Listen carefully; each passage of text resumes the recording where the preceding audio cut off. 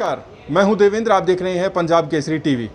17 सितंबर को प्रधानमंत्री नरेंद्र मोदी 71 साल के होने जा रहे हैं। प्रधानमंत्री के जन्मदिन पर जहां भारतीय जनता पार्टी अलग अलग कार्यक्रम करेगी 71 साल के होने पर, तो वहीं हरियाणा योग आयोग भी कार्यक्रम करने जा रहा है।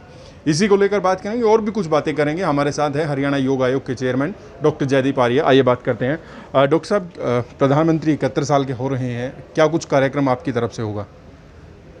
पंजाब केसरी के दर्शकों से मैं कहना चाहता हूं कि यूं तो भारत के अनेक प्रधानमंत्री योग से प्रभावित रहे, चाहे हम बात करें पंडित जवाहरलाल नेहरू की, इंदिरा गांधी जी की, और यदि हम बात करें मोरारजी देसाई की।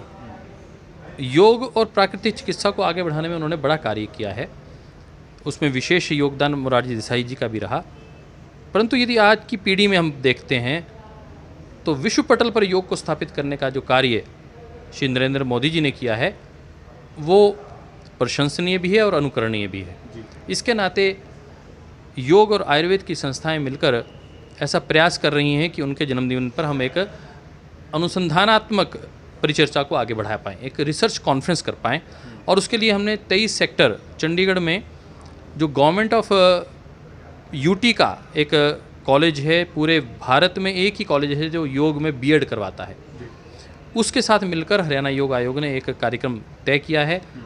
उस कार्यक्रम में धन्वंतरी कॉलेज के चंडीगढ़ के प्राचार्य भी अपने उस संबोधित करेंगे और माननीय स्वास्थ्य मंत्री महोदय और माननीय मुख्यमंत्री महोदय से भी हमने निवेदन किया है कि वह भी उस कार्यक्रम में शिरकत करें, और राज्यपाल महोदय से भी हमने निवेदन किया है।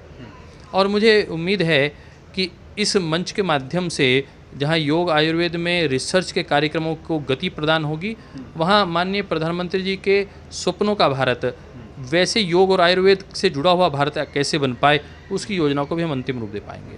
क्या उम्मीद है आपको कि इस रिसर्च कॉन्फ्रेंस से क्या कुछ निकल कर आएगा? कुछ आपके दिमाग में प्लानिंग्स होंगी जिनको आप वहाँ पर रखेंगे, और योजनाएं जानना चाहूँगा। यह रिसर्च मूलतः भाई साहब पोस्ट कोविड के ऊपर है, प्रलॉन्ग कोविड के ऊपर है। आज लॉन्ग कोविड ऐसा हो गया है कि जो कोविड से ग्रसित थे लोग, उनको कई प्रकार की बीमारियां आज भी उनको तंग कर रही हैं।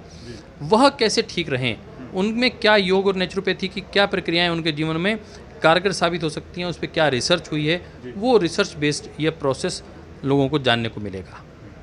इसके आगे प्रधानमंत्री मोदी से मिलने का या फिर उनके साथ वीसी करने का किसी तरीके का कार्यक्रम आपका हो?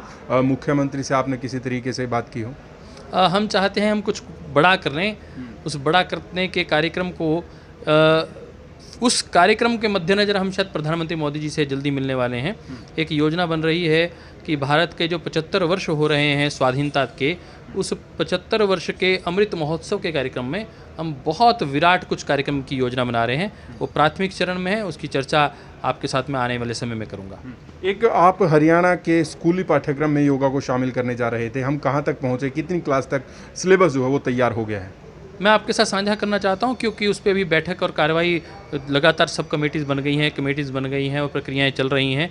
आज भी एक बैठक थी और उसमें उन्होंने तय किया है कि पहली से 5वीं तक का सिलेबस उन्होंने लगभग तय कर लिया है, और हम सरकार को उसको सबमिट करने जा रहे हैं। 17 सितंबर को ही इसको सबमिट कर देंगे, और 6ठी से 10वीं तक एनसीईआरटी का जो सिलेबस है उसके ऊपर परिचर्चा करने के लिए 1 महीने का समय और सब कमेटी ने मांगा है।